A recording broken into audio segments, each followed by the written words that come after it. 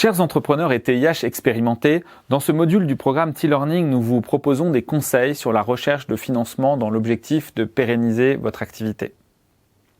Si vous n'avez pas d'expérience de recherche de financement, nous vous conseillons de suivre le module numéro 8 consacré au financement qui introduit les différentes notions et modalités de financement. À l'issue de ce module-ci sur le financement de moyen ou long terme, vous aurez des points de repère pour lancer l'analyse de vos besoins de financement, des pistes de recherche de financement à horizon de 3 ans ou plus, ainsi que des idées sur les acteurs vers lesquels se tourner pour envisager cette question. Nous allons structurer ce module en 2 parties. Premièrement, l'analyse de vos besoins et l'anticipation, et deuxièmement, les conseils et points d'attention. Première partie, l'analyse des besoins. La première question à se poser est quelle est la nature de votre besoin de financement? Servira-t-il à financer un investissement, de la compensation du handicap ou un besoin de fonds de roulement? Pour un besoin relatif à un investissement, il sera généralement plus pertinent de solliciter des financements de type dette ou action, voire des financements hybrides tels que ceux que nous présentons dans le module numéro 8 cité précédemment. Pour un besoin de fonds de roulement structurel dans la durée, le même raisonnement pourrait s'appliquer même si le financement par dette est souvent plus adapté. Par dette, il peut s'agir d'un prêt classique, mais aussi de crédit ou dette fournisseur négocié. Pour un besoin de dispositif de compensation du handicap, la subvention ou assimilée sera en général la plus adaptée, que cela passe par une demande auprès de l'AGFIP ou que cela passe par la mobilisation de la RLH, reconnaissance de lourdeur du handicap par exemple. Deuxième élément, selon le montant demandé, votre démarche ne sera pas la même. Si votre besoin est inférieur à 10 000 €, une démarche auprès d'une banque ou d'un financeur institutionnel ne sera pas forcément adaptée. A contrario, un financement par subvention pourrait être plus adapté, voire un financement par votre réseau proche ou par crowdfunding, par des acteurs comme Ulule par exemple. Pour un financement de plusieurs dizaines de milliers d'euros, les financeurs de type Réseau Initiative ou BPI France peuvent être assez adaptés et ils pratiqueront souvent des prêts. Dans certains cas, les régions peuvent abonder dans certains financements par subvention et sur certains projets. Bien entendu, le critère du projet sera majeur. Si vous répondez à un enjeu prioritaire pour le financeur, vous aurez des chances d'obtenir un financement. Si ce n'est pas le cas, cela pourrait être beaucoup plus difficile. Pour un financement de plusieurs centaines de milliers d'euros, la démarche la plus fréquente sera probablement le financement en action par une levée de fonds auprès d'un fonds d'investissement. Cela pourrait également se faire par dette si vous avez déjà une taille d'entreprise significative. Enfin, il existe désormais des plateformes de financement participatif comme lita.co qui pourraient vous permettre de financer des projets de plusieurs centaines de milliers d'euros par d'autres moyens.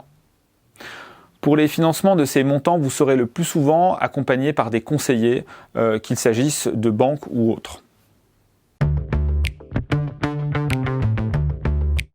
Deuxième partie, conseils et points d'attention.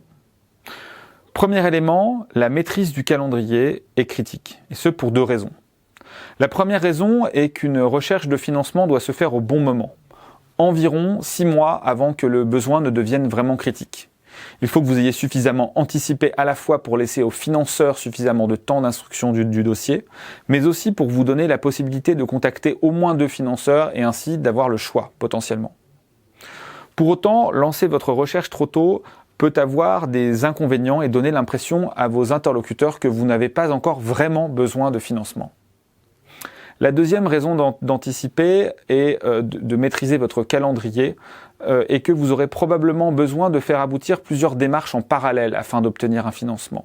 Ce sera par exemple probablement le cas d'un prêt pour lequel vous aurez au moins un dossier à constituer auprès d'un prêteur et un autre dossier de garantie ou assurance de prêt, voire même un 3e dossier à constituer si vous optez pour un cofinancement, ce qui est de plus en plus fréquent. Deuxième conseil, la préparation de vos démarches est également critique, car vous serez beaucoup plus efficace si vous arrivez face à un financeur avec un compte de résultat prévisionnel sur au moins 3 ans, ainsi qu'un plan de trésorerie sur au moins 1 an.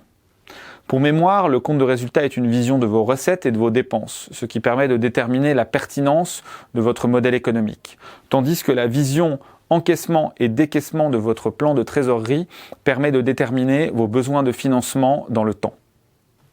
Troisième conseil, faites-vous accompagner par des professionnels. Ils sont nombreux à pouvoir le faire, à commencer par votre comptable dès lors que vous envisagez un financement inférieur à 100 000 euros.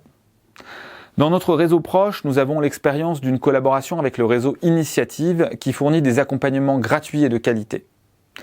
Dans le domaine, vous pouvez également solliciter des conseils auprès de réseaux tels que BGE, l'ADI, Initiative France ou France Active. Quatrième conseil, ayez à l'esprit que les financeurs auront presque toujours une préférence pour le financement d'un projet neuf plutôt que le financement d'un problème de trésorerie issu d'un projet en cours d'exécution par exemple. Dans ce cadre, prévoyez des aléas, de légères marges de manœuvre dans votre budget. Autrement dit, construisez votre projet sur un scénario qui ne soit pas trop optimiste. Et maintenant, cinquième et dernier conseil en guise de point d'attention. Certains types de handicap peuvent rendre l'obtention d'une assurance de prêt assez complexe. À l'heure où nous tournons ce module, il n'existe pas encore de solution bien connue ou évidente qui s'adapte efficacement à tous les profils de travailleurs indépendants handicapés. Nous en profitons donc pour faire un appel aux professionnels du financement et de l'assurance afin de nous aider à trouver des solutions pour que tous les profils d'entrepreneurs en situation de handicap puissent emprunter et s'assurer convenablement. Et maintenant, pour conclure ce module, 3 conseils. Anticipez et définissez vos besoins. Construisez des outils de prévision financière et faites-vous accompagner par des professionnels. Rendez-vous sur www.tlearning.fr www.tih-learning.fr